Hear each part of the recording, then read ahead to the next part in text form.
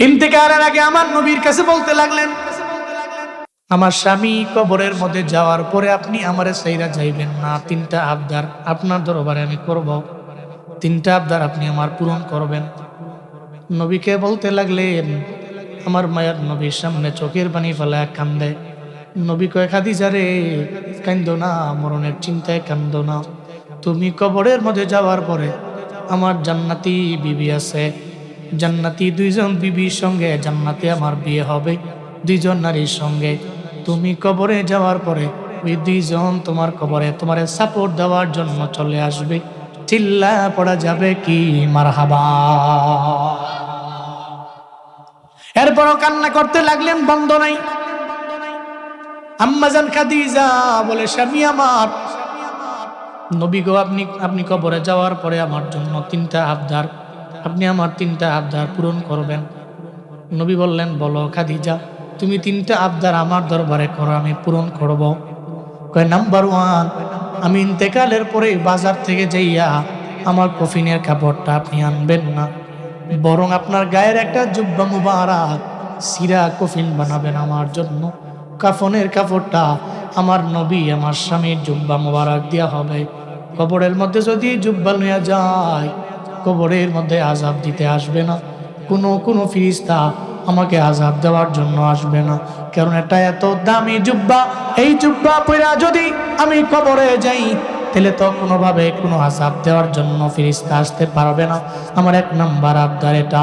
আমার 2 নাম্বার আবদার হলো, প্রাণের স্বামী, আমি কবরের মধ্যে যাওয়ার পরে, আমি যখন কবরের মধ্যে আপনি শোয়াবেন, আপনি নিজে আমারে শোয়াইবেন, কবরের মধ্যে আপনি নামবেন, সেই কবরের নবী নামবে, ওই কবরে তো জীবনেও আযাব হবে না, আযাবের ফেরেশতারা আসতে পারবে না।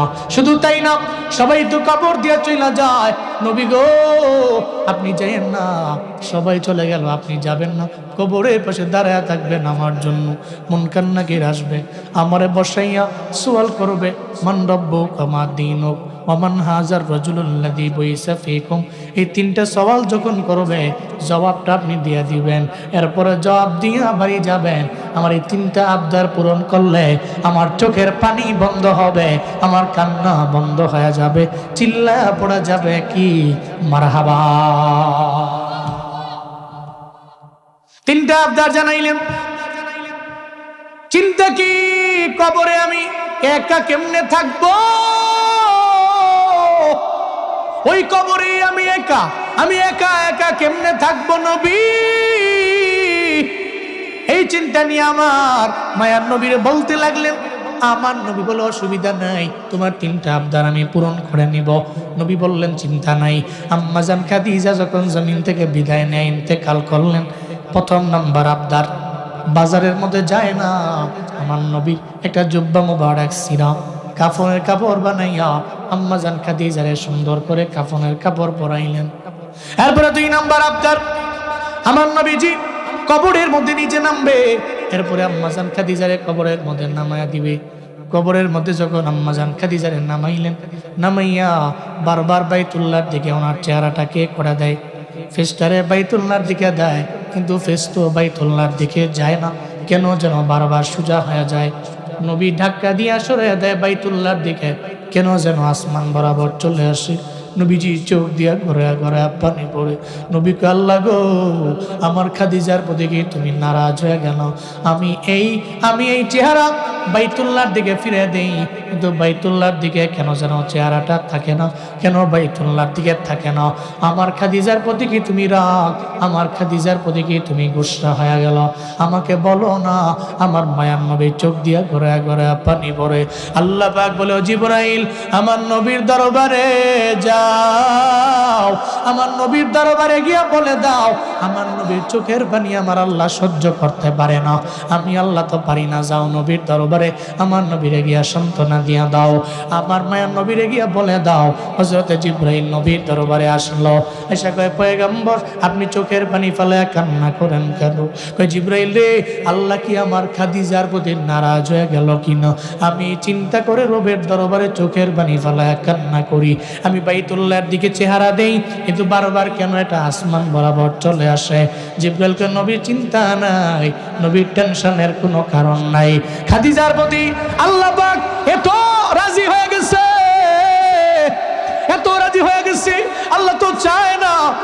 খাদিজার চেহারা বাইতুল্লাহর দিকে ফিরে থাকুক আল্লাহ চায় না। আল্লাহ তো খাদিজারে সালাম জানাইছে, আল্লাহ তো চায় না খাদিজার চেহারা অন্য দিকে থাকুক। আল্লাহ চায় আরশে মুআল্লা বরাবর চেহারাটা থাকুক। আল্লাহ দেখবে আর খাদিজা তাকায় থাকবে। আল্লাহ তো খাদিজার প্রতি রাজি, খাদিজা রাদিয়াল্লাহু আনহা উনিও তো রবের প্রতি রাজি, আল্লাহ রাজি। আজকে যতবার আপনি বাইতুল্লাহর দিকে ফিরে দিবেন, এই চেহারা বাইতুল্লাহর দিকে যাবে না, এই চেহারা আসমান বরাবরই থাকবে। আপনি পারবেন না, নবী চিন্তার কারণ নাই। এই সব খেলা আমার মাওলার, চিল্লা পড়া যাবে কি সুবহানাল্লাহ। মায়ার নবীজি আম্মাজান খাদিজার চেহারা বাইতুল্লাহর দিকে ফিরে গেল। এরপরে আমার মায়ার নবী কবর থেকে উঠলেন। আম্মাজান খাদিজা দাফনের ব্যবস্থা করার পরে 3 নাম্বার আবদার, নবী যাবেন না। মুনকার নাকির আসবে, 3 সওয়ালের জবাব দিয়ে এরপরে আপনি বাড়ির মধ্যে যাবেন। 3টা সওয়ালের জবাব দেওয়া লাগবে। নবী গো আপনি যাবেন না, সবাই চলে যাক, নবী আপনি যাবেন না। এটা বইলা আমার মায়ার নবী এ কারণে আবদার পূরণ করতে গিয়া দাঁড়ায় রইলেন।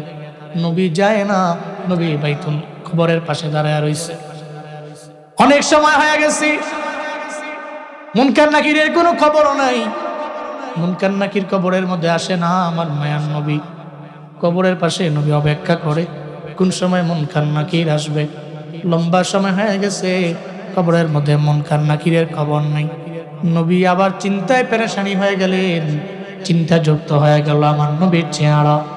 আল্লাহ কয় জিবরাইলে আমার মায়ার নবীর চিন্তায় আছে রে, যাও আমার নবীর দরবারে যাও, আমার নবীরে গিয়া জানায়া দাও নবীর চিন্তা করার দরকার নাই, টেনশন করবে না, আমার নবীর মলিন চেহারা মুবারক আমি দেখতে পারবো না, আমার নবীরে গিয়া জানাও আমার আল্লাহ পাক খাদিজার প্রতি এত পরিমাণে রাজি,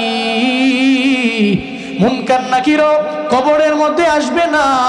মুনকার নাকিরে আল্লাহ পাক জানিয়ে দিল, মুনকার নাকিরে এখন কোন জায়গায় যাব? কয় খাদিজা রাদিয়াল্লাহু আনহার কবরের মধ্যে যাব।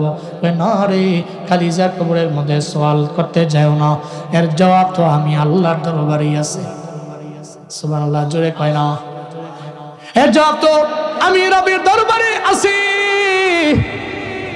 তুমি আমারে প্রশ্ন করো, আমি আল্লাহ নিজে জবাব দিয়ে দিব।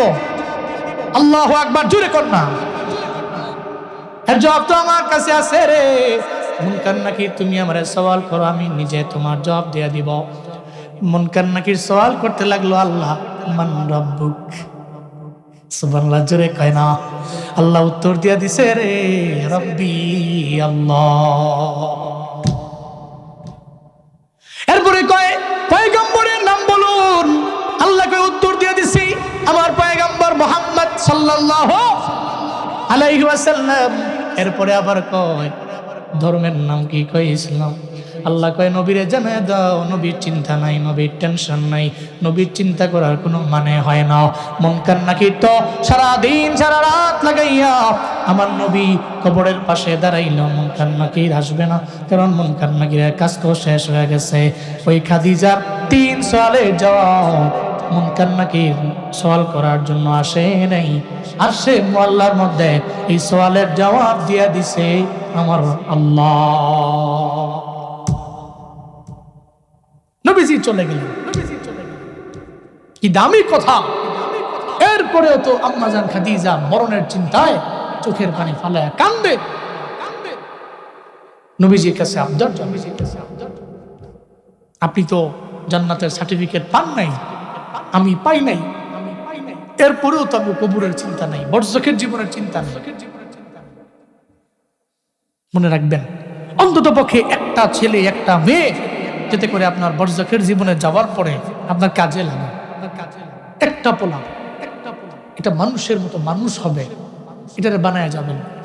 এটা আপনার পুঁজি, কবরের জিন্দেগির পুঁজি, এটা পুঁজি আপনার আখেরাতের জিন্দেগির পুঁজি। এটা এই চিন্তা কইরা যে আমার আখেরাতের পুঁজি, আমার কবরের জিন্দেগির পুঁজি, আমার তো কোনো পুঁজি নাই, এরা এই একটা পুঁজি রেখে গেল, এটা আমার বরজখের জীবনে আমার জন্য দোয়া কইরা আমার কবরটা জাহান্নামের গর্ত হইলেও সে দোয়া কইরা কবরটা জান্নাত। মদিনার নবী বিদায় হজের ভাষণের মধ্যে জানিয়ে দিলেন, আমি তোমাদের দরবারে রেখে গেলাম 2টা বিষয়। তারাকতু ফীকুম আমরাইন রেখে গেলাম আমি দুইটা আমর, দুইটা বিষয় তোমাদের দরবারে আমি পয়গম্বর রেখে গেলাম। লান তাদিল্লু মা তামাসসাকতুম বিহিমা, যতদিন পর্যন্ত ওই কিতাবুল্লাহ আর সুন্নাতে রাসূল এই দুইটা বিষয় তুমি আঁকড়ে ধরবা, ততদিন পর্যন্ত তুমি লাইন ছাড়া হবা না, অন্য লাইনে যাবা না, পথভ্রষ্ট হয়ে যাবা না।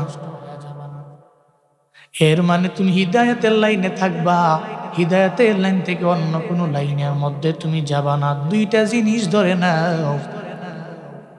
মদিনা নবী বলেন কিতাবুল্লাহ 1 নাম্বার, 2 নম্বরে সুন্নাত রাসূল। 1 নম্বরে আল্লাহর কুরআন, 2 নম্বরে মদিনার নবীর সুন্নাত। 1 নম্বরে আঁকড়ে ধরো কুরআন, 2 নম্বরে আঁকড়ে ধরো সুন্নাত রাসূলিল্লাহ। এই দুইটা জিনিস আঁকড়ে ধরলে জীবনে কোনোদিন তুমি লাইন ছাড়া হবা না, পথভ্রষ্ট হবা না। হিদায়াতের লাইন থেকে অন্য কোনো লাইনের মধ্যেও বান্দা তুমি যাবা না। কারণ হিদায়াতের লাইন থেকে বহু সময় তো এমন হয় হিদায়াতের লাইন থেকে বের হওয়ার সম্ভাবনা আছে। বাংলাদেশের মধ্যে একটা মুফতি ছিল, নাম হলো মুফতি মাসুদ। যারা অনলাইন থেকে সোশ্যাল মিডিয়ায় মাঝে মাঝে দেখবেন নাস্তিকদের কিছু লাইভ চলে, ডিবেট চলে, ফেসবুকের মধ্যে লাইভ স্ট্রিমিং করে। ওই নাস্তিকদের মধ্যে একজন আছে, তার নাম হলো মুফতি মাসুদ। এর মানে মাদ্রাসায় গেল, মাদ্রাসায় পড়াইলো, নিজের মুফতিও দাবি করে, কোরআনের আয়াতগুলো বলতে জানে। সে তার লাইভের মধ্যে জানিয়ে দিল, আমি তো মাদ্রাসায় পড়াইলাম, মসজিদের মধ্যে ইমামতি করলাম, কিন্তু এখন আমি আল্লাহরে মানি না, রাসূল মানি না, কাউরে মানি না। এখন আমি নাস্তিকতায় বিশ্বাসী, আমি আল্লাহ বলতে কিছু আছে এটা মানি না, আল্লাহরে পর্যন্ত গালি দেয়। নাউজুবিল্লাহ। না, হিদায়াতের লাইন থেকে দূরে সরে গেল। হিদায়াতের লাইন বড় দামি লাইন, যে কোনো সময় আপনি লাইন থেকে অন্য কোনো লাইনের মধ্যে চলে যেতে পারেন, শয়তানের প্ররোচনার ফাঁদের মধ্যে পা দিয়া। মনে রাখবেন, জীবনে কোনোদিন আপনি লাইন ছেড়ে বেলাইনে যাবেন না। দুইটা জিনিস ধরবেন, দুইটা জিনিস ধরলে আপনি লাইন ছাড়া হবেন না। এর মাঝে 1 নম্বরে কুরআন, 2 নম্বরে নবীর সুন্নাত। এটা আঁকড়ে ধরে আপনার দিলের মধ্যে গাঁথতে পারলে আপনি লান তাদিল্লু, মদিনার নবী কয়, জীবনে কোনোদিন পথভ্রষ্ট হবা না। আল্লাহ বললেন, কুল আতিউল্লাহ ওয়ার রাসূল ফাইন তাওয়াল্লাউ ফাইন্নাল্লাহা লা ইউহিব্বুল কাফিরিন। চিল্লা জোরে করে পড়েন আল্লাহু আকবার। আল্লাহ পাক বলেন, ও পয়গম্বর, উম্মতের বলুন, আতিউল্লাহ 1 নম্বরে ইতাআত করবা আল্লাহরে, 2 নম্বরে ইতাআত করবা রাসূলেরে। বিদায় হজের বাসরে নবী যা বললেন, আল্লাহ তো সেম কথাই বলে, 1 নম্বরে আল্লাহ, 2 নম্বরে রাসূল। আল্লাহকে দেখা যায় না, ছোঁয়া যায় না, ধরা যায় না। এই ময়দানে এমন কেউ আছেন যে আল্লাহরে দেখছেন? আছেন? আল্লাহরে দেখেন নাই? দেখেন নাই রবে কুদরতি চেহারা? যারে দেখি না 2 নয়নে কেমনে তারে ফলো করব আমার তো জানা নাই। আল্লাহরে দেখা যায় না, ছোঁয়া যায় না, রবের ধরাও যায় না, তাহলে কেমনে ফলো করব? তাই চলার পথে তুমি পীরেরে ফলো করবা, কয় পীরেরে দেখা যায়। উনি যেই টুপি লাগায় মুড়িদেও সেই টুপি লাগায়, উনি যেই জুব্বা লাগায় মুড়িদেও সেই জুব্বা লাগায়, উনি যদি লুঙ্গি পরে মুড়িদেও লুঙ্গি পরে, উনি যদি পায়জামা পরে মুড়িদেও পায়জামা লাগায়। এর মানে পীর যেমনে চলে মুড়িদও এমনি চলে। পীর কো এমনি এমনি মানবা, সে মানে, পীর কো এমনি এমনি চলবা, এমনি চলে। আল্লাহরে তো দেখা যায় না, আল্লাহরে ছোঁয়া যায় না, রবের ধরাও যায় না, তাহলে রবের আমি ফলো করব কেমনে? ওই আল্লাহকে ফলো করার দরকার নাই, রবের কালাম তো কোরআন ঘরের মধ্যে আছে, প্রত্যেকের আলমারির উপরে আল্লাহর কোরআন। চিল্লা বলেন কার কালাম? কোরআনের প্রত্যেকটা আয়াত তো রবের বাণী। আল কুরআন কালামুল্লাহ, রবের বাণী, রবের কালাম। যদি তুমি মানো তাহলে রবের মানা হয়ে যাবে। কোরআন মানলে আল্লাহরে মানা হবে, কথা মানলে তো রবের মানা হয়ে যাবে। কারণ কিতাবুল্লাহ রবের কিতাব, কালামুল্লাহ এটা হলো আল্লাহর কালাম। কিন্তু আমরা কোরআনকে কেমনে সম্মান করি? কোরআনকে আমরা সম্মান করি এভাবে যে রবের কোরআনকে আমরা মানব, সম্মানও করব। কেমনে করে? ওই 3টে কিতাব তোমার হাতের মধ্যে দিলাম, টেবিলের মধ্যে সাজাও। এক হাতে দিয়া দিলাম বাংলা বই, আরেকবার দিয়া দিলাম ইংরেজি বই, আর এক হাতের মধ্যে তোমার কোরআন দিলাম, তুমি টেবিলের মধ্যে সাজাও। বান্দাটা বাংলা বইয়ের নিচে দিবে, ইংরেজি বইয়ের নিচে দিবে, কিন্তু কোরআনটারে উপরে দিবে। কারণ তার দিলে আছে রে, বাংলা আর ইংরেজি বইয়ের চাইতে কোরআনের দাম বেশি না কম। সম্মান করে অনেক। আল্লাহর কোরআন উপরে দিও, সব বই নিচে দাও, কোরআন উপরে দাও। কোরআনের সম্মান বেশি, দামও বেশি, কারণে দাম দেখে কোরআন দিয়ে উপরে রাখলো, অন্য বইরে নিচে দিয়া দিল। কপাল পোড়া মুসলমান এতটুকুই সম্মান দেয়। আর রমজান আইলে একটু কোরআনটারে ধরে, নাইলে পুরা বছরের মধ্যে একবারও ধরে না। রমজানে কয় আই হুজুরদের দাওয়াত দিয়া ঘরের মধ্যে কোরআন তিলাওয়াত করাও, আই তোমরা নিজেরাও খতম দাও। এরপরে রমজান যেদিন চলে গেল, ঈদুল ফিতরের পরের দিনে কয় গিলাফটারে লাগাইয়া কোরআনটারে আলমারির উপরে রাইখা দে। আবার রমজান আসলে কোরআন দেখা হবে, কোরআন দেখায়, কোরআন দেখা হবে আবার। আবার রমজানে তুমি আলমারির উপরে থাকো, তোমার কাপড় লাগিয়ে রেখে দিলাম। আল্লাহ কয় কোরআন তো তোমার এই জন্য দেওয়া হয় নাই, তোমার ব্যক্তিগত জীবন কেমনে চালাইবা কোরআনটা আল্লাহ বাগের জন্য দিয়া দিল। পরিবার কেমনে চলবে কোরআনটা আমার আল্লাহর জন্যই দিল। সমাজ কেমনে চালাইবা কোরআন তোমার আল্লাহর জন্যই দিয়ে দিল। তোমার রাষ্ট্রীয় জীবন ব্যবস্থা কেমনে চালাইবা এই জন্যই তো আল্লাহ পাক কোরআন দিয়ে দিল। কোরআনের হক রমজানে শুধু তিলাওয়াত করলে হয় না, বরং কোরআনের হক পরিপূর্ণ আদায় হবে তখন, কোরআন দিয়ে আমার আপনার জীবন চলবে যখন, ঠিক কিনা? সম্মান আমি করলাম, আমি মনে করলাম আলমারির উপরে রাইখা দিলাম গিলাফ লাগাইয়া, সারা বছরের মধ্যে একবার ধরলেই বুঝি আমার কোরআনের সম্মান দেওয়া হয়ে গেল। না রে বাবা, আল্লাহর কোরআনটারে এমনি মানা লাগবে, ফলো করা লাগবে, জীবনটারেও সাজানো লাগবে। কোরআন এমন এক দামি কিতাব, এর সাথে যেমনে না যেমনি হোক আপনি সম্পর্ক লাগাইলেই আপনি দামি। শুধুমাত্র এক বেলা দুই বেলা নয়, ঘরের সদস্য মেম্বারেরা কবিরাজের দরবারে দৌড়ায়, কিরে কবিরাজ আমার ঘরের মধ্যে বরকত নেই, আমার তাবিজ দাও। কবিরাজে কয়ে ৫,০০০ টাকা লাগবে, নিয়ে যাও। ঘরের মধ্যে দিয়া গিয়া বেন্দা রাখবা, গলায় বানবা। কবিরাজের দরবার থেকে তাবিজ নিয়ে ঘরের মধ্যে যায়। টানা ১-১.৫ মাস ২ মাস হয়ে গেছে, কয়েক ঘরের মধ্যে আগেও যেমন পরেও তেমন। হাই কবিরাজ, তোমার তাবিজে কেন আমার ঘরের মধ্যে কাম হয় না? কবিরাজে কয় আরো তাবিজ লাগবে, নিয়ে যাও। আল্লাহর কসম করে বলি, সারা জিন্দেগি লাগাইয়া গলায় কোমরের মধ্যে তাবিজ ঝুলাইয়াও ঘরের মধ্যে যেই পরিমাণে বরকত হবে না। আজকে থেকে টিপ শোনেন, আপনি ঘরের মধ্যে যায় ফজরের নামাজ পড়ে সূরা ইয়াসিনের তিলাওয়াত আপনি নিজে করেন, মাগরিবের পরে সূরা ওয়াকিয়া পড়েন। ঘরের মধ্যে ইনকাম যদিও কম, বরকত দিয়া ভরপুর বানায় দিবেন কে? সারা জিন্দেগি লাগে পানি পড়া দিয়াও লাভ নাই, দামি দামি তাবিজ আইনা লাভ নাই। যদি ঘরের মধ্যে না থাকে তিলাওয়াত, ঘরের মধ্যে কেউ যদি না পড়ে নামাজ, তাহলে ঘরের মধ্যে রহমত নাই, বরকত নাই। জীবনেও কোনোদিন আপনি ইনকামের মধ্যে বরকত খুঁজে পাবেন না। দৌড়ে তাবিজের জন্য গেলে অত বাবার লাভ নেই। ওই ঘরের মধ্যে কোরআন ছেলেও পড়ে না, মেয়েও পড়ে না, পুত্রবধূও পড়ে না, সে নিজেও পড়ে না, তার বউও পড়ে না। সারা বছরে একবার কোরআন ধরে এমন ঘর আছে না? না,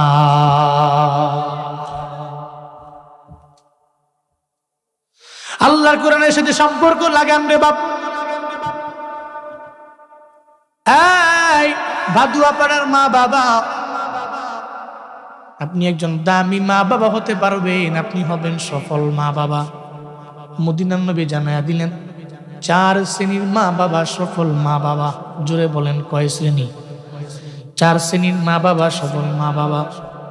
এদের মাঝে 1 নম্বর যেই মা বাবা সন্তান ইসলামের জন্য তাজা রক্ত বিলীন করে দিয়ে জমিনে শহীদ হয়ে গেল, হাসরের ময়দানে ওই সুহাদা শহীদ সন্তানটা বলবে, আমি একা একা জান্নাতের মধ্যে যাব না, আমার মা বাবারে আমার সঙ্গে দাও, এদের সঙ্গে করে নিয়ে আমি জান্নাতের পথে যাব।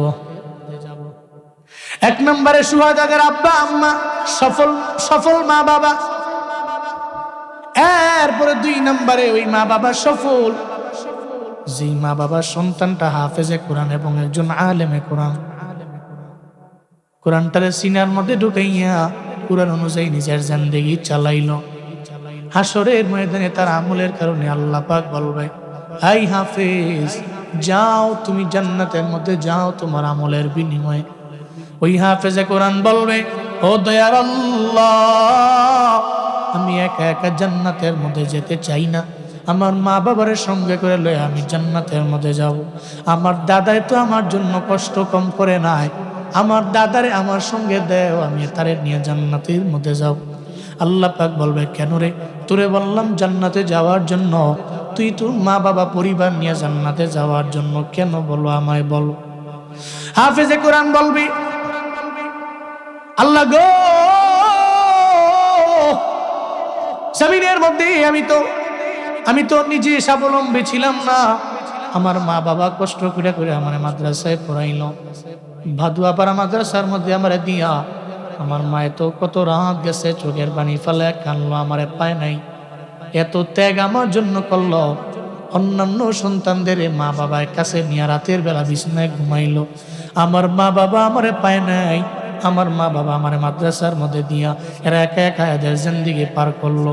টানা 12 বছর 14 বছর 16 বছর লাগাইয়া মাদ্রাসার মধ্যে আমি পড়লাম, আমার মা বাবা আমারে পায় নাই, দুনিয়া পাবে না এই চিন্তা নিয়াও এরপরও মাদ্রাসায় পড়াইল। খালি আখিরাতের জন্য আমার মা বাবা এত পরিমাণে স্যাক্রিফাইস আমার জন্য করলো। এমন অনেক কাহিনী আছে, মা বাবার দরবারে যখন সন্তান মাদ্রাসায় ছুটি দিলে বাড়ির মধ্যে যায়, ওখানে যাওয়ার পরে মা সন্তানটারে প্রতিদিনের জন্য ডিম সিদ্ধ করে সন্তানের জন্য, আসার দিনেও সন্তানের হাতের মধ্যে সিদ্ধ করে 2টা ডিম দিয়া দেয়, 4টা ডিম সিদ্ধ করে আবার 2টা ডিম বাটির মধ্যে দিয়া দেয়, ও সন্তান তুমি যাও, তুমি নিয়ে তুমি ওখানে খাইবা। সন্তান যদি কয়, মা আপনি কেন খাবেন না, মা বলবে, আমি তো খাইয়া বড় হইছি রে, আমার তো খাওয়ার দরকার নাই, যাও তুমি মাদ্রাসায় পড়ো, তোমার ব্রেন বড় শার্প হয়ে যাবে, তুমি মাদ্রাসায় পড়বা, আমি মা জমিনের মধ্যে তোমার দরবারে কিচ্ছু চাই না, তোরে মাদ্রাসায় দেই এই কারণে আসরের ময়দানে আমারে ফালায়া তুই জান্নাতে একা যাবি না। আমি মা তো মূর্খ, আমি মা তো জমিনের মধ্যে কিছু পড়াশোনা করতে পারি নাই, আমি তো তিলাওয়াত করতে পারি না রে, আমি তো কিচ্ছু করতে পারি না, আমি আমলের লাইনে আগাইতে পারি নাই, কিন্তু তোরে আমি মাদ্রাসায় দিলাম। সাবধান সন্তান রে, আবার ভুলে যাইস না, জান্নাতে যাওয়ার আগে আমারে লইয়া জান্নাতের মধ্যে যাইও, আমি যাতে জাহান্নামে গিয়ে আগুনে পড়তে না হয়। হাসরের ময়দানে সন্তান বলবে, আল্লাহ আমি একা একা জান্নাতের মধ্যে আমি যাব হবে না, আমার মা বাবার ছাড়া জান্নাতের মধ্যে আমি যেতে পারবো না। আমি তো জমিনের মধ্যে শিখছিলাম, পড়ছিলাম জমিনের মধ্যে, আমি তো শিখছি এবং মাদ্রাসার মধ্যে পড়লাম, প্রত্যেকটা হাফেজ আলেম যারা জান্নাতি হয়ে যাবে, এরা নাকি এদের 10 জন আত্মীয় স্বজন লয়ে জান্নাতের মধ্যে যাবে। আজকে আমাকে আপনি পারমিশন দিন, এদের লয়ে আমি জান্নাতের মধ্যে যাইবার চাই। আল্লাহ পাক বলবে, এই হাফেজ আর আলেম দাঁড়াও, তুই আমার দরবারে আবদার জানাইছো, আমি আল্লাহ তো চাই না তুই একা একা জান্নাতে যাও, আমি আল্লাহ চাই তুই একা একা জান্নাতে যাওয়ার দরকার নাই। তুই মা বাবা, তোর দাদা দাদি, তোর নানা নানি বংশধরের পক্ষ থেকে 10 জন জাহান্নাম কনফার্ম হয়ে গেছে, এদের জাহান্নাম থেকে ফিরাও, জাহান্নাম থেকে ফিরাইয়া 10 জনের তুমি লইয়া জান্নাতের মধ্যে যাও। আতিনা ফি দারে দুনিয়া না হাসান, আতিনা ফি দারে উকবা না হাসান, ইয়া গিয়াসাল মুস্তাগীসি নাহদিনা নফদিকারা বিল উলুমে ওয়াল গিনা। হর গরিদে नेको तू तैयार है जो न मंगे उस तू बेजार है। মাদ্রাসায় পড়াইলে ঠকবেন না, নিয়ত করেন আপনি যেমনে না যেমনে হোক কোরআনের সাথে আপনার সম্পর্ক থাকবে, থাকবে আপনার তাআল্লুক। নিজে পারেন না, পড়তে পারেন না, ছেলেরে মাদ্রাসার মধ্যে দিয়ে দিবেন, পারেন নাই মেয়েরে পড়াবেন, পারেন নাই নাতিরে দিয়ে দিবেন, নাতনিরে দিবেন। আল্লাহর কোরআনের সাথে সম্পর্ক থাকবে। মনে রাখবেন আপনি জমিনের মধ্যে কিচ্ছু পান নাই, কবরে যাওয়ার পরে হারে হারে টের পাবেন কারেরাই খাইলেন জমিনে। সবে আপনারে বিদায় দিয়ে চলে যাবে, হাফেজটা আপনার কবরের পাশে দাঁড়ায় চোখের পানি ফেলা কানবে রে, আপনার জন্য রবের দরবারে মুনাজাত ধরে দোয়া করবে। মদিনার নবী জানায়া দেয়, কোন সন্তান যদি মা বাবার কবরের পাশে গিয়া দাঁড়াইয়া সিনার মধ্যে কোরআন নিয়ে যদি একটা আলেম যদি মা বাবার কবরের পাশে গিয়া দাঁড়ায়া যদি সূরা ফাতিহা ইখলাস পড়া ইয়াসিন পড়া তাকাসসুর পড়া যদি মা বাবার জন্য দোয়া করে, আল্লাহ পাক ওই মা বাবার কবরের মধ্যে আযাব দিতে পারে না। আল্লাহ কয় টানা 40 দিন পর্যন্ত ওই মা বাবার কবরে আযাব বন্ধ করে দাও। চিল্লায়া পড়া যাবে কি সুবহানাল্লাহ। টানা 40 দিন পর্যন্ত কবরে আযাব দিবে। আপনি আখিরাতে পাবেন আপনি বারজাখের জীবনে। আপনার তো এটাই লাগবে, কারণ বারজাখের জীবনে তো আপনার কেউ নাই, কবরে আপনার কেউ নাই, সঙ্গী নাই, সাথী নাই। কবরে যাওয়ার পরে যে আপনার ছেড়ে যায় না সে তো আপনার আপন, কারণ মরণের আগে বহু মানুষ আছে জমিনে, ডানে আছে, বামে আছে, চতুর্পাশে আছে। বিপদের বন্ধু তো প্রকৃত বন্ধু আপনার মরণের পরে যেই বন্ধুটা, যেই সন্তানটা আপনার জন্য চোখের পানি ফেলে রবের দরবারে মুনাজাত ধরে তিলাওয়াত করে কান্না করে, সেই হলো আপনার প্রকৃত মানুষ। কথা বলেন ঠিক কিনা? সেই তো আপনার প্রকৃত বন্ধু, সে আপনার প্রকৃত, সে আপনার আসল, সে আপনার মূল। আর যদি মনে করেন যে না কবরে গিয়ে আমি একা একা থাকবো, তো যা হইছে হইছে, এটা মনে করেন না, মনে করেন না। আম্মা জান খাদিজা রাদিয়াল্লাহু তাআলা আনহা উনিও কাঁদছেন মরণের আগে, উনি কাঁদছেন নবীর কাছে। অথচ নবীর দুঃখের দিনের বিবি, উনি এত খুশনসিবওয়ালা, এই পৃথিবীতে একমাত্র মানুষ, একমাত্র মহিলা, একমাত্র রবের বান্দি, একমাত্র শুরুতে যিনি নবুয়ত পাওয়ার পরে, নবীজির নবুয়তের পরে, নবী হওয়ার পরে সর্বপ্রথম উনি নবীরে দেখছেন। সুবহানাল্লাহ জোরে পড়বেন না? ভাগ্যবতী খাদিজা রাদিয়াল্লাহু আনহা, উনিও কাঁদছেন, কবরের চিন্তা উনি কাঁদছেন। ইন্তেকালের আগে আমার নবীর কাছে বলতে লাগলেন, আমার স্বামী কবরের মধ্যে যাওয়ার পরে আপনি আমারে সাইরা যাইবেন না। 3টা আবদার আপনার দরবারে আমি করব, 3টা আবদার আপনি আমার পূরণ করবেন। নবীকে বলতে লাগলেন, আমার মায়ের নবীর সামনে চোখের পানি ফেলা কান্দে। নবী কয়, খাদিজা রে কান্দো না, মরণের চিন্তায় কান্দো না। তুমি কবরের মধ্যে যাওয়ার পরে আমার জান্নাতি বিবি আছে, জান্নাতি 2জন বিবির সঙ্গে জান্নাতে আমার বিয়ে হবে, 2জন নারীর সঙ্গে। তুমি কবরে যাওয়ার পরে ওই 2জন তোমার কবরে তোমারে সাপোর্ট দেওয়ার জন্য চলে আসবে। চিল্লা পড়া যাবে কি মারহাবা। এরপরও কান্না করতে লাগলেন, বন্ধ নাই। আম্মা জান খাদিজা বলে, স্বামী আমার, নবী গো, আপনি কবরে যাওয়ার পরে আমার জন্য 3টা আবদার, আপনি আমার 3টা আবদার পূরণ করবেন। নবী বললেন, বলো খাদিজা, তুমি 3টা আবদার আমার দরবারে করো, আমি পূরণ করব। কয়, নাম্বার 1, আমি ইন্তেকালের পরে বাজার থেকে যাইয়া আমার কফিনের কাপড়টা আপনি আনবেন না, বরং আপনার গায়ের একটা জুব্বা মুবারক সিরা কফিন বানাবেন আমার জন্য। কাফনের কাপড়টা আমার নবী আমার স্বামীর জুব্বা মুবারক দেয়া হবে। কবরের মধ্যে যদি জুব্বা নিয়ে যায়, কবরের মধ্যে আযাব দিতে আসবে না, কোনো ফেরেশতা আমাকে আযাব দেওয়ার জন্য আসবে না, কারণ এটা এত দামি জুব্বা। এই জুব্বা পরা যদি আমি কবরে যাই, তাহলে তো কোনোভাবে কোনো আযাব দেওয়ার জন্য ফেরেশতা আসতে পারবে না। আমার 1 নাম্বার আবদার এটা। আমার 2 নাম্বার আবদার হলো প্রাণের স্বামী আমি কবরের মধ্যে যাওয়ার পরে, আমি যখন কবরের মধ্যে আপনি শোয়াবেন, আপনি নিজে আমারে শোয়াইবেন, কবরের মধ্যে আপনি নামবেন, সেই কবরের নবী নামবে, ওই কবরে তো জীবনও আযাব হবে না, আযাবের ফেরেশতারা আসতে পারবে না। শুধু তাই না, সবাই তো কবর দিয়ে চলে যায়, নবী গো আপনি যাইয়েন না, সবাই চলে গেল আপনি যাবেন না, কবরের পাশে দাঁড়ায় থাকবেন আমার জন্য। মুনকার নাকির আসবে, আমারে বসাইয়া সওয়াল করবে, মান রব্বুকা মা দীনুক ওমান হাজার রাজুলুল্লাযী বুইসা ফীকুম। এই 3টা সওয়াল যখন করবে, জবাবটা আপনি দিয়ে দিবেন, এরপরে জবাব দিয়ে বাড়ি যাবেন।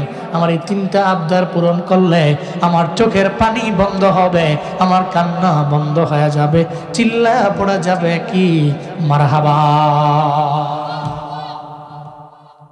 3টা আবদার জানাইলেন।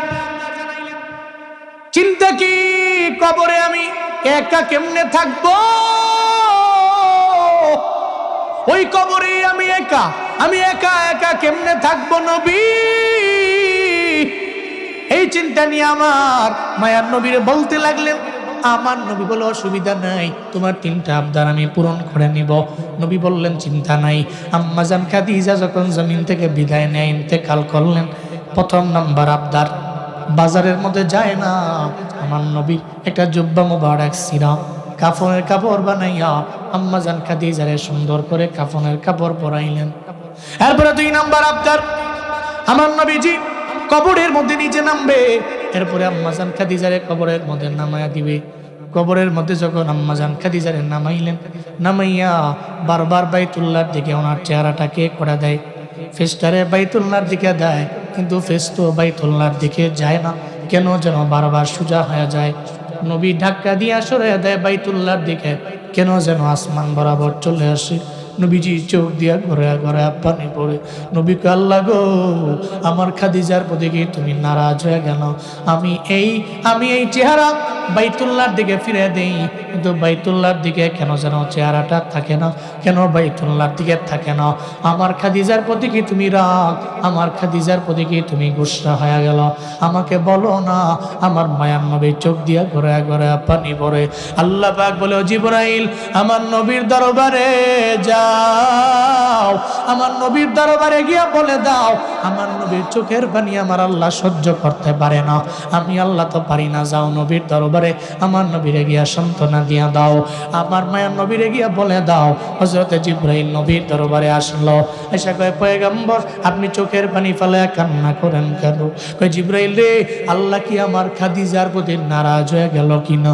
আমি চিন্তা করে রবের দরবারে চোখের পানি ফেলায়া কান্না করি, আমি বাইতুল্লাহর দিকে চেহারা দেই, কিন্তু বারবার কেন এটা আসমান বরাবর চলে আসে? জিবরাইলকে নবীর চিন্তা নাই, নবীর টেনশনের কোনো কারণ নাই। খাদিজার প্রতি আল্লাহ পাক এত রাজি হয়ে গেছে, এত রাজি হয়ে গেছে, আল্লাহ তো চায় না খাদিজার চেহারা বাইতুল্লাহর দিকে ফিরে থাকুক, আল্লাহ চায় না। আল্লাহ তো খাদিজারে সালাম জানাইছে, আল্লাহ তো চায় না খাদিজার চেহারা অন্য দিকে থাকুক, আল্লাহ চায় আরশে মুআল্লা বরাবর চেহারাটা থাকুক। আল্লাহ দেখবে আর খাদিজা তাকায় থাকবে। আল্লাহ তো খাদিজার প্রতি রাজি, খাদিজা রাদিয়াল্লাহু আনহা উনিও তো রবের প্রতি রাজি, আল্লাহও রাজি। আজকে যতবার আপনি বাইতুল্লাহর দিকে ফিরে দিবেন, এই চেহারা বাইতুল্লাহর দিকে যাবে না, এই চেহারা আসমান বরাবরই থাকবে, আপনি পারবেন না। নবী চিন্তার কারণ নাই, এই সব খেলা আমার মাওলার, চিল্লা পড়া যাবে কি সুবহানাল্লাহ। মায়ার নবীজি আম্মা জান খাদিজার চেহারা বাইতুল্লাহর দিকে ফিরে গেল। এরপরে আমার মায়ার নবী কবর থেকে উঠলেন। আম্মা জান খাদিজা দাফনের ব্যবস্থা করার পরে 3 নাম্বার আবদার, নবী যাবেন না। মুনকার নাকির আসবে, 3 সওয়ালের জবাব দিয়ে এরপরে আপনি বাড়ির মধ্যে যাবেন। 3টা সওয়ালের জবাব দেওয়া লাগবে। নবী গো আপনি যাবেন না, সবাই চলে যাক, নবী আপনি যাবেন না। এটা বইলা আমার মায়ার নবী এ কারণে আবদার পূরণ করতে গিয়া দাঁড়ায় রইলেন। নবী যায় না, নবী বাইতুল কবরের পাশে দাঁড়ায় রইছে। অনেক সময় হয়ে গেছে, মুনকার নাকিরের কোনো খবরও নাই। মুনকার নাকির কবরের মধ্যে আসে না আমার মায়ার নবী। কবরের পাশে নবী অপেক্ষা করে কোন সময় মুনকার নাকির আসবে। লম্বা সময় হয়ে গেছে, কবরের মধ্যে মুনকার নাকিরের খবর নেই। নবী আবার চিন্তায় পেরেশানি হয়ে গেলেন, চিন্তা যুক্ত হয়ে গেল আমার নবীর চেহারা। আল্লাহ কয় জিবরাইলে, আমার মায়ার নবীর চিন্তা আছে রে, যাও আমার নবীর দরবারে যাও, আমার নবীরে গিয়া জানায়া দাও নবীর চিন্তা করার দরকার নাই, টেনশন করবে না, আমার নবীর মলিন চেহারা মুবারক আমি দেখতে পারবো না, আমার নবীরে গিয়া জানাও আমার আল্লাহ পাক খাদিজার প্রতি এত পরিমাণে রাজি, মুনকার নাকিরও কবরের মধ্যে আসবে না। মুনকার নাকিরে আল্লাহ পাক জানিয়ে দিল, মুনকার নাকিরে এখন কোন জায়গায় যাব? কয় খাদিজা রাদিয়াল্লাহু আনহার কবরের মধ্যে যাব। কয় না রে, খাদিজার কবরের মধ্যে সওয়াল করতে যাও না, এর জবাব তো আমি আল্লাহর দরবারেই আছে। সুবহানাল্লাহ, জোরে কয় না, এর জবাব তো আমি রবের দরবারে আছি।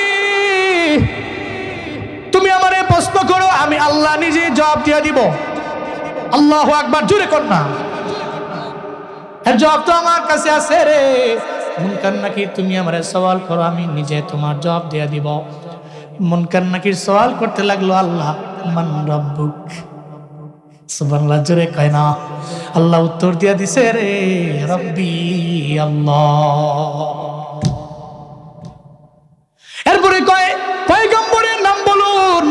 আল্লাহ কয় উত্তর দিয়ে দিছি, আমার পয়গম্বর মুহাম্মদ সাল্লাল্লাহু আলাইহি ওয়াসাল্লাম। এরপরে আবার কয় ধর্মের নাম কি? কয় ইসলাম।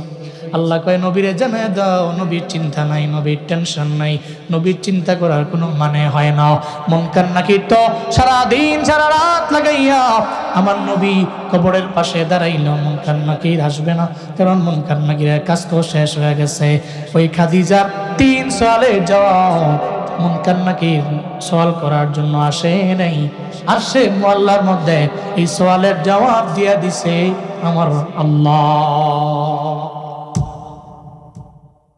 নবীজি চলে গেলেন, কি দামি কথা। এরপরেও তো আম্মাজান খাদিজা মরণের চিন্তায় চোখের পানি ফালায়া কান্দে। নবীজির কাছে আবদার, আপনি তো জান্নাতের সার্টিফিকেট পান নাই, আমি পাই নাই, এরপরেও তো আমি কবরের চিন্তা নাই, বরজখের জীবনের চিন্তা নাই। মনে রাখবেন, অন্তত পক্ষে একটা ছেলে একটা মেয়ে যাতে করে আপনার বরজখের জীবনে যাওয়ার পরে আপনার কাজে লাগে। একটা পোলা, এটা মানুষের মতো মানুষ হবে, এটারে বানায় যাবেন। এটা আপনার পুঁজি, কবরের জিন্দেগির পুঁজি, এটা পুঁজি আপনার আখিরাতের জিন্দেগির পুঁজি। এটা এই চিন্তা কইরা যে আমার আখিরাতের পুঁজি, আমার কবরের জিন্দেগির পুঁজি, আমার তো কোনো পুঁজি নাই, এরা এই একটা পুঁজি রেখে গেল। এটা আমার বরজাখের জীবনে আমার জন্য দোয়া কইরা, আমার কবরটা জাহান্নামের গর্ত হইলেও সে দোয়া কইরা কবরটা জান্নাত। আর এই পুঁজি বানানোর জন্যই তো এই ভাদুয়া বানানো হয়েছে। এই পুঁজি বানানোর জন্যই দেশের অসংখ্য মাদ্রাসা প্রতিষ্ঠান, এগুলোই আপনি একটা পুঁজি বানাবেন এনে। তবে পুঁজিটা দুনিয়াবি নয়, এটা বরজাখ আর আখিরাতের জীবনের পুঁজি। সুবহানাল্লাহ পড়বেন না? যদি এটা আপনি করেন, আপনি কাইয়িস। নবীজি বলছেন আল কাইয়িস মান দানা নাফসাহু ওয়া আমিলা লিমা বাদাল মাউত। চালাক তো সে যে নিজের নিজে চিনে, নিজের নিজে চিনে, ও আমিলা লিমা বাদাল মাউত, আর মৃত্যু পরবর্তী জীবনের জন্য কিছু পুঁজি তৈরি করে। সুবহানাল্লাহ পড়বেন না? আর আমগো মধ্যে চালাক সে, আমগো মধ্যে সে চালাক যে আরেকজনের টিহাটুয়া মাইরা দিয়ে বড় হয়ে যায়। আমগো মধ্যে সে চালাক যে দুর্নীতি করতে পারে। আমগো মধ্যে সে চালাক যে সমাজের মধ্যে অনেক বড় দামি দামি বাড়ি গাড়ি বানাইছে, সে চালাক। নবীজি বলছে চালাক তো সে না, চালাক তো সে যে নিজেরা নিজে চিনল এবং মৃত্যু পরবর্তী জীবনের জন্য কিছু পুঁজি বানায়া ফিরে গেছে। আল্লাহ আমাদের সবাইকে বুঝার, মানার, আমল করার তৌফিক দান করেন। আরো জোরে পড়েন আমিন। তাহলে 4 ধরনের মা বাবা, সফল মা বাবা। 1 নম্বরে সুহাদাদের আব্বা আম্মা, 2 নম্বরে হাফেজ আলেমের আব্বা আম্মা, 3 নম্বরে কোন মা বাবা? সফল মা বাবা যে মা বাবার নাবালেগ অবস্থায় সন্তান মারা গেল, এরকম আছে না নাই? সাবালক হয় নাই, নাবালেগ অবস্থায় সন্তান বিদায় নিয়ে চলে গেছে, সারা জিন্দেগি লাগে সন্তানের জন্য চোখের পানি ফেলায় রবের দরবারে কাঁদছে, আল্লাহ গো তুমি সন্তান নিয়ে গেলা, সন্তানের জন্য মা বাবা তো বড্ড দুর্বল হয়ে গেছে, সারা জিন্দেগি লাগে কাঁদছে। হাসরের ময়দানে আল্লাহ বলবে নাবালেগরা তো বেলা হিসাব রবের জান্নাতি। সুবহানাল্লাহ, জোরে কয় না। নাবালেগরা বেলা হিসাব জান্নাতি, এরা জান্নাতের ফুল, জান্নাতের পাখি, এরা জান্নাতে উড়ে উড়ে বেড়ায়। সুবহানাল্লাহ বলবেন না? কারণ তার তো জিন্দেগিতে কোনো গুনাহ নাই, সে মাসুম, সে নিষ্পাপ, সে এখনো সাবালক হয়নি, গুনাহ কি সে বুঝে না। হাসরের ময়দানে বলা হবে তুমি তো জান্নাতি। নাবালক পোলা ডাকে, আল্লাহ আমি তোমার আব্বা আম্মারে লইয়া জান্নাতে যাবো। কিরে তোর আবার কি আবদার কদি? সে বলবে, আল্লাহ আমার আব্বা আম্মা আমরা হারায়া সারা জীবন লেগে কাঁদছে আমার জন্য, যখনই আমার কথা মনে পড়ছে চোখ দিয়া পানি বের হইছে। আমি চাই না আজকে একা একা জান্নাতে যাব, আমি চাই আমার আব্বা আম্মারে লইয়া আমি জাহান্নাম থেকে ফিরে জান্নাতে লইয়া ঢুকবো।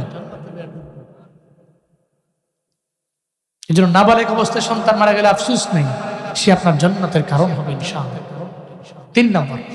4 নম্বর, ওই আব্বা আম্মার সফল যে আব্বা আম্মার একটা সন্তান আল্লাহ পাক দিলেন, সন্তানটা জন্মের পর থেকেই পাগল, মানসিকভাবে বিকারগ্রস্ত, মানসিক রোগী, এরকম আছে না?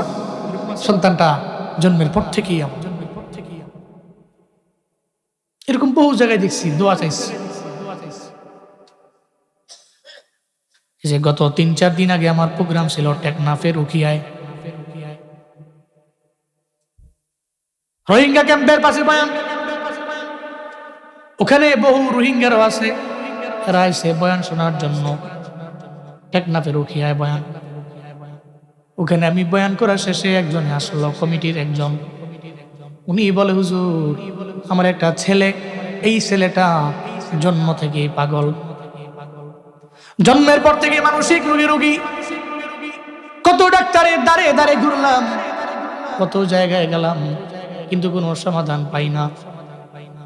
কিন্তু হুজুর উলামায়ে কেরামের জবান থেকে শুনছি একটা পাগল সন্তান যদি হয় তাহলে ওই মা বাবা, সকল মা বাবা এই চিন্তা কইরা সন্তানটারে বুকের মধ্যে আগলে রাখি, মনে মনে চিন্তা করি আল্লাহ হয়তো আমার জাহান্নাম থেকে ফিরাইয়া জান্নাতে নিবার চায়, এই কারণে জমিনের মধ্যে আমারে সুস্থ সবল সন্তান দেয় নাই, একটা অসুস্থ সন্তান দিয়া জমিনের মধ্যে আমারে পেরেশানির মধ্যে ফেলাইয়া দিল।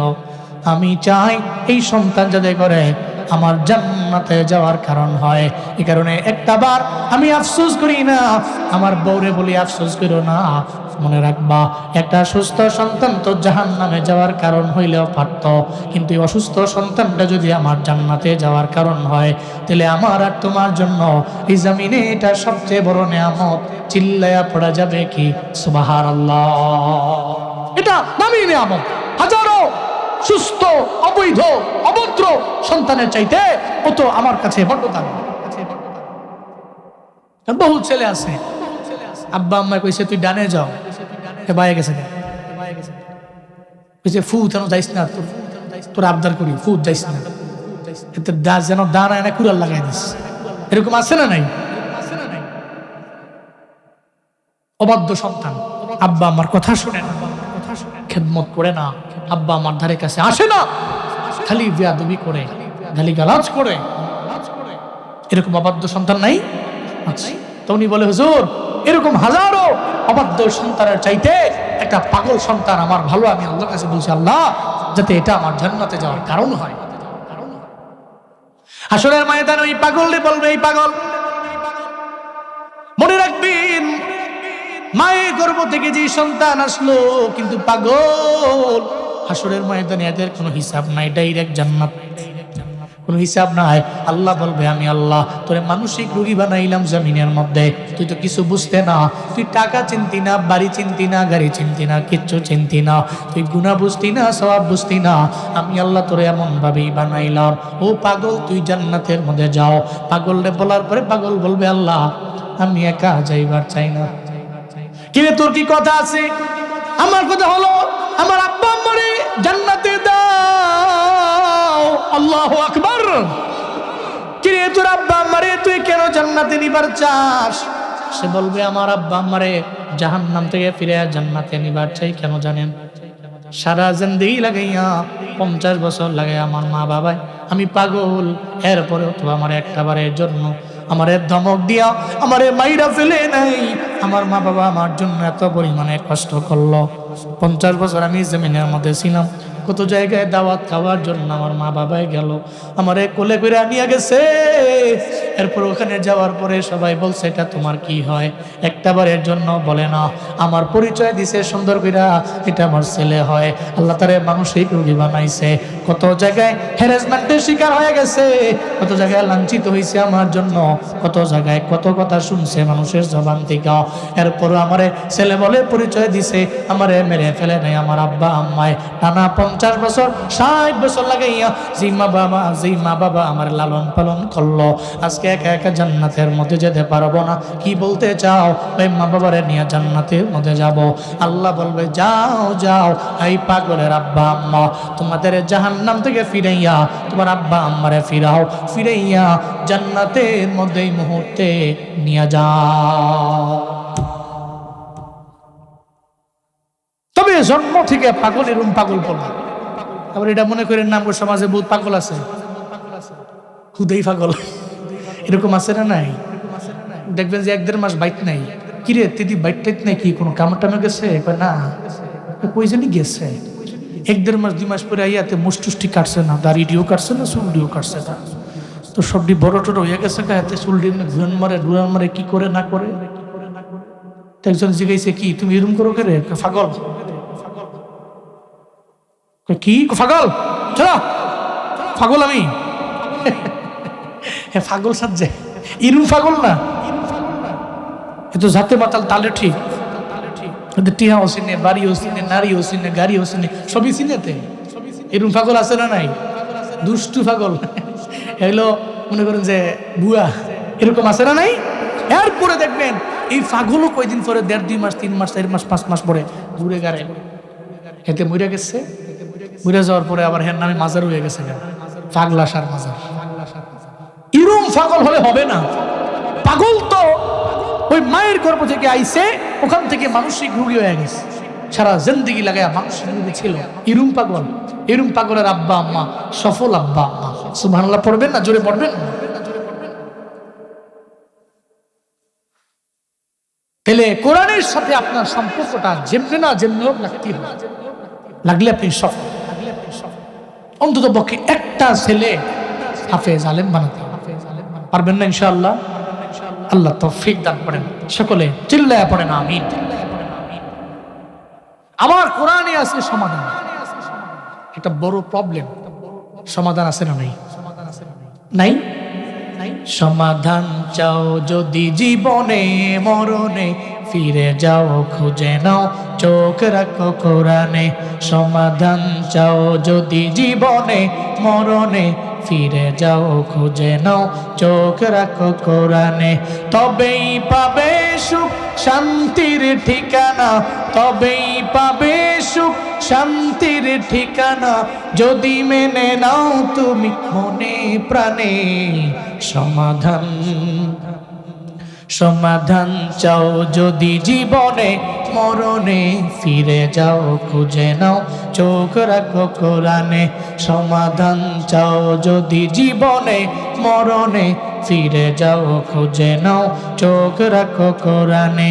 এ বাণী সকলের নয় শুধু মুমিনের, যারাই চলবে মেনে ফল পাবে কোরআনের।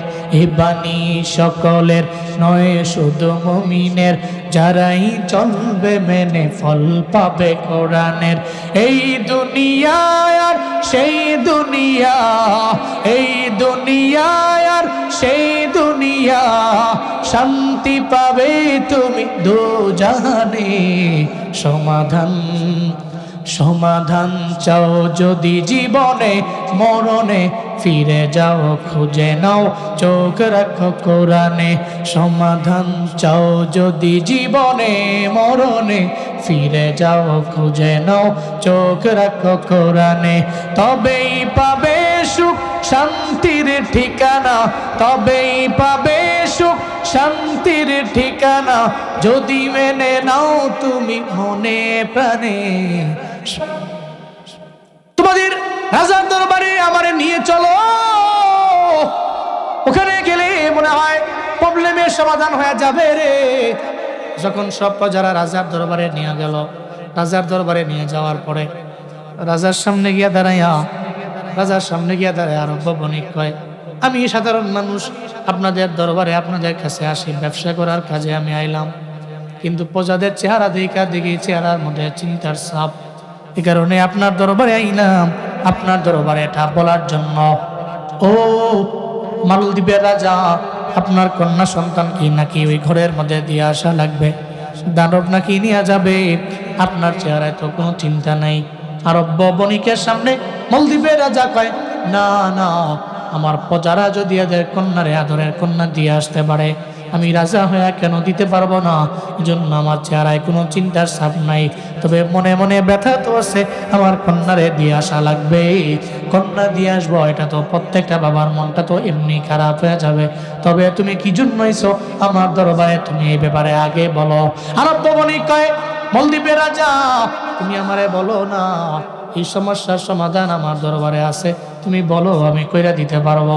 মালদ্বীপের রাজা কয় এটা তো ভালো ব্যাপার তুমি সমস্যার সমাধান করতে পারবা এটা তো আসলেই ভালো ব্যাপার আমায় বলো এই সমস্যার সমাধান তুমি কেমনে করবা এই ব্যাপারে আগে জানা দাও করবো তবে তোমারে পরে বলবো আগে বলো না এই সমস্যার সমাধান হয়ে গেলে একটা শর্ত আছে শর্তটা হলো আমি যা বলবো তোমরা তা মানতে হবে অসুবিধা নাই মানবো এত বড় সমস্যা সমাধান যদি তোমার হাতে থাকে রে তাহলে তুমি যা বলবা তাই আমরা মানব তুমি যা বলবা তাই আমরা সাদরে গ্রহণ করে নিব এবার ওই আরব্য বণিকটা যেই রাতের বেলা ওই কন্যা সন্তানরে দিয়ে আসার লাগে ঘরের মধ্যে ওই আরব্য বণিক কয় আজকে কোনো কন্যাকে ঘরের মধ্যে নেওয়া লাগবে না আমি ওই ঘরের মধ্যে যাব উনি নিজেই ঘরের মধ্যে গিয়া বসে রইল রাত গভীর হয়ে গেল দানব ইন্ডিয়ান ওশান থেকেও পরে আইসা দানবের মনে মনে চিন্তা হইল আজকে একটা কন্যারে আমি পাবো যা দেখে ওখানে কন্যা নাই একটা আরব্য বণিক এটা পুরুষ শোয়া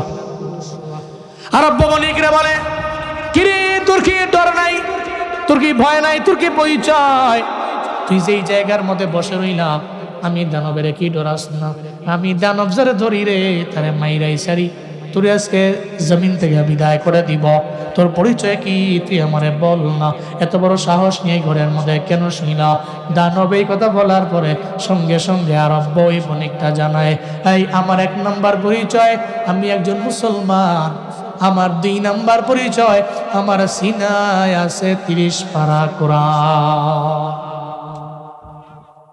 দুইটা পরিচয় আমার 1 নম্বরে পরিচয় আমি মুসলিম 2 নম্বর পরিচয় আমার সিনায় 30 পারা কোরআন আছে ভালো পরিচয় কিন্তু তুই কেন এর আইলা আজকে তো একটা কন্যা এখানে আসবে তুই কেন আইলা তোরে তো মেরে ফেলবো আরব্য বণিক কয় তুমি আমারে মারতে পারো চিন্তা নাই টেনশন নাই তুমি চাইলে মেরা ফেলতে পারো আমি এখানে বসে রইলাম দেখো তুমি এক হাত আগাইতে পারো কিনা সঙ্গে সঙ্গে পড়তে লাগলো ইয়াসিন ওয়াল কুরআনিল হাকিম ইন্নাকা লামিনাল মুরসালিন আলা সিরাতিম মুস্তাকিম তানজিলাল আজিজির রহিম সুন্দর করে দারাজ কণ্ঠে সূরা ইয়াসিনের তিলাওয়াত যখন ওই হাফেজে কুরআন আরব্য বণিকটা যখন করতে লাগলো অটোমেটিক্যালি ওই দানব আর উপরেও যাইতে পারে না কাছেও ভিড়তে পারে না নিচেও যাইতে পারে না দানব কয় তুমি এটা কি পড়লাম এমন কি পড়লা যেটা পড়ার পরে আমি নিচে যাইতে পারি না আমি তোমার কাছেও ভিড়তে পারি না এবার দানব চিন্তায় পড়ে গেল মনে রাখবেন এই দানব তো জিন দানব জমিনের মধ্যে জাতি আছে 2টা ইনসান আর জিন্নাত ওয়া মা খালাকতুল জিন্না ওয়াল ইনসা ইল্লা লিয়াবুদুন আল্লাহ পাক বলছে জমিনের মধ্যে জাতি আছে 2টা ইনসান এবং জিন্নাত। সূরা নাসের লাস্ট আয়াত মিনাল জিন্নাতি ওয়ান নাস, এর মানে বোঝা যায় জিন্নাত এবং ইনসান দুইটা জাতি, দুইটা নেশন আল্লাহ জমিনের মধ্যে পাঠাইল। এক নম্বরে ইনসান, দুই নম্বরে জিন্নাত। মানুষের মাঝে যেমন ভালো খারাপ আছে, আবার জিন্নাতের মধ্যেও ভালো খারাপ আছে না নাই? মানুষের মাঝে নামাজি আছে, বেনামাজিও আছে, মানুষের মাঝে রোজাদার আছে, বেরোজাদারও আছে, মানুষের মাঝে ভালো আছে, খারাপ আছে, মানুষের মাঝে ভালো আছে, খারাপ আছে। কেউ কেউ জানার দ্বারে কাছেও যায় না, কেউ জানা করে। মানুষের মাঝে কেউ আছে, কেউ দুর্নীতি করে না, আবার কেউ দুর্নীতি করে। মানুষের মাঝে ভালো খারাপ যেমন আছে রে, আবার জিন্নাতের মধ্যে ভালো খারাপ আছে।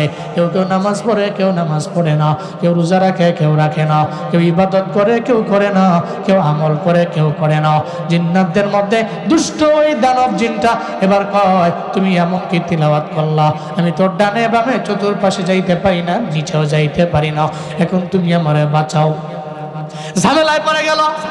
আরব বণিক কয়, তোরে আমি বাঁচাবো, তুই আমার দরবারে ওয়াদা কর জীবনে কোনোদিন মালদ্বীপের মধ্যে আর তুই উঠবি না, এখানে এসে কোনো কন্যার রক্ত তুই পান করবি না, তুই আমার দরবারে এটা ওয়াদা কর।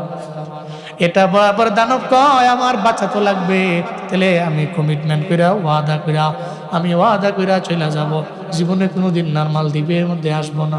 দানব কয়, আরব বণিক রে, এই হাফেজে কোরআন, যা যা, আমি তোর দরবারে ওয়াদা দিয়ে দিলাম, জীবনে কোনোদিন এই মালদ্বীপের কোনো দ্বীপের মধ্যে আমি আসবো না, কোনো কন্যাকে আমার দেওয়া লাগবে না, আমাকে দেওয়া লাগবে না, আমি কন্যার রক্ত আর পান করব না। এটা বলতে দেরি সূরা ইয়াসিনের তিলাওয়াতকারী আরব বণিক আল্লাহর দরবারে কয়, আল্লাহ গো, তুমি তারে মাফ করে দাও, সমুদ্রের নিচে যাওয়ার মতো ক্ষমতা দিয়ে দাও। সে চলে গেছে, রাত পার হয়ে গেছে। ওদিকে মালদ্বীপের রাজা প্রজারা সবাই তো মনে মনে চিন্তা করলো, মনে হয়তো আরব বণিক মরে গেছে, রক্ত পান কইরা তারে মাইরা চলে গেছে। সবাই এসে দেখে রে, আরব বণিক মরে নাই, বরং তিলাওয়াতের আওয়াজে পুরা ঘর ভরপুর হয়ে গেছে। চিল্লায়া পড়া যাবে কি সুবহানাল্লাহ। তিলাওয়াতের আওয়াজে ঘরটা মনে হয়েছে খালি আওয়াজে, খালি উচ্চ স্বরে খালি আওয়াজ করে পড়তেছে, ভরপুর হয়ে গেছে। মালদ্বীপের রাজা প্রজারা সব অবাক। আরব বণিকের সামনে যায়, কয়, এই আরব বণিক, কেমনে সম্ভব? তোমার কি দানব ধরে নাই, আসে নাই, তোমারে মারে নাই, রক্ত খায় নাই? আরব বণিক কয়, দানব আইছে ঠিক হই, দানব আইছে ঠিক হই, কিন্তু রক্ত পান করতে পারে নাই। উল্টো আমি তাকে হুমকি দিয়ে ইন্ডিয়ান ওশানের নিচে পাঠিয়ে দিয়েছি, এই জীবনে কোনোদিন মালদ্বীপের কোন দ্বীপে ওই দানব জীবনও আসবে না, এই ওয়াদা করে বিদায় করছে। সুবহানাল্লাহ, জুড়ে পড়বেন না? এটা কেমনে সম্ভব বলো? সারা জিন্দেগি লাগাইয়া চেষ্টা করলাম এই দানব থেকে বাঁচার জন্য, আমরা কেউ বাঁচতে পারলাম না, কেউ বাঁচাইতে পারলো না, তুমি কেমনে পারলা এটা বলো না। এটা বলার পরে ওই আরব বণিক কয়, এটা তো আমার কামালিয়াত না, এটা আমার অর্জন না, এটা তো আমার ব্যক্তিগত সফলতা না, এটা রবের কোরআনের পাওয়ার, আল্লাহর কোরআনের তিলাওয়াতের পরে দানব চলে গেছে, দানব চলে গেছে, দানব চলে গেছে। এটা বলার পরে কয়, কোরআনটা আবার কেমন কি? এটা তো জীবনে কোনোদিন আমরা নামও শুনি নাই, আমরা পড়িও নাই, কেমনে কি এই ব্যাপারে আগে বলো না। বলবো, সব বলবো, তোমাদের একে একে বলবো, আগে আমার শর্ত মেনে নেও। আমি যে তোমাদের বলছিলাম, তোমাদের এই সমস্যার সমাধান যদি আমি করে দিতে পারি, তাহলে আমি যা বলবো তাই মেনে নিবা, আমি যা বলবো তাই মেনে নিবা।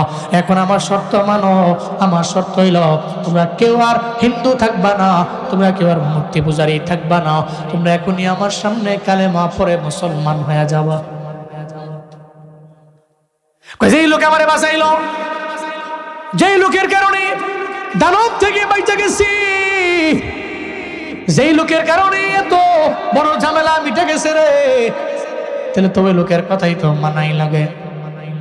আমরা সবাই এখানে আছি, রাজা আছে, প্রজা আছে, সবাই আছে। মালদ্বীপের 100% মানুষ এখানে হাজির হয়ে গেছে। আরব বণিক, দেরি নেই, দেরি নাই, তুমি বলো কি করতে হবে।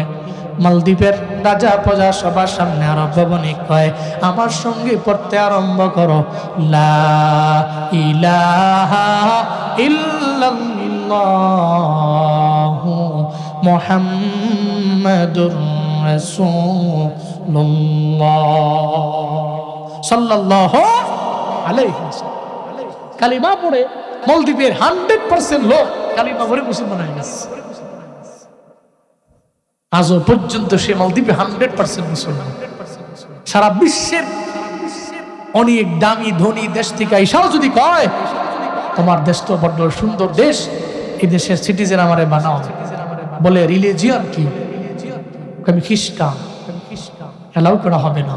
কোন মুসলমান ছাড়া এই মালদ্বীপের সিটিজেন কেউ হতে পারবে না। সুবহানাল্লাহ জোরে পড়বেন না। 100% মুসলমান। আল্লাহর কোরআনের পাওয়ারে পৃথিবীর সমস্ত সমস্যার সমাধান হয়ে যায় আল্লাহর কোরআনের পাওয়ারে। এই জন্য আসুন না আমরা আল্লাহর কোরআনকে আঁকড়ে ধরি, কিতাবুল্লাহকে আঁকড়ে ধরি। উঠেন না, দোয়া দিয়ালাম, এখন বলেছিলাম দোয়া দিয়ালাম, শেষ। আমরা কিতাবুল্লাহকে আঁকড়ে ধরি, এরপরে আল্লাহকে ইতোয়াত করার পরে আমরা পয়গম্বরকে, রাসূলকে আমরা ইতোয়াত করি, আনুগত্য করি। রাসূলের আনুগত্য কেমনি করবো? সুন্নাহ অনুযায়ী আমাদের জিন্দেগিকে বাস্তবায়ন করবো, লাইফ লিড করবো ইনশাআল্লাহ। 1 নম্বরে কোরআন, 2 নম্বরে সুন্নাহ। সুন্নাহ কি? নবী যেমনে বইলা গেছে, যেমনে চলে গেছে, সাহাবায়ে কেরাম, তাবেঈন, তাবেঈনরা যেমনে চলে গেছে, নবী তার সমর্থন করছে, এগুলাই তো সুন্নাহ। এগুলা মানবেন। জীবনে কোনোদিন মিথ্যা বলবেন না, ওয়াদা করে খেলাফ করবেন না, আমানতের খেয়ানত করবেন না, গালিগালাজ তো ভুলেও না। আপনার শত্রু দুশ্মন হইলেও এরা গালি দিবেন না। আব্বা আমার নাম তুইলা গালিগালাজ করা, এগুলো করা যাবে না। অন্তত পক্ষে আপনার জীবনটাকে এমনি সাজাবেন নবীর ইতোয়াত দিয়া, আনুগত্য দিয়া। আপনি কবরে যাওয়ার পরে সবাই যাতে বলে লোকটা কেমন ছিল, জানা যায় বলে লোকটা ভালো ছিল। এমন একটা জীবন চান না ইনশাআল্লাহ? এই জীবনের জন্য নবীর ইতোয়াত জরুরি, আনুগত্য জরুরি, ইত্তেবা জরুরি, অনুসরণ অনুকরণ জরুরি। আল্লাহ আমাদের সবাইকে কবুল করেন। আল্লাহ আমাদের সবাইকে আল্লাহর ইতোয়াত আর 2 নম্বর রাসূলের ইতোয়াত, পয়গম্বরের ইতোয়াত কইরা কবরে যাওয়ার তৌফিক দান করেন। সকলেই জোরে পড়েন আমিন।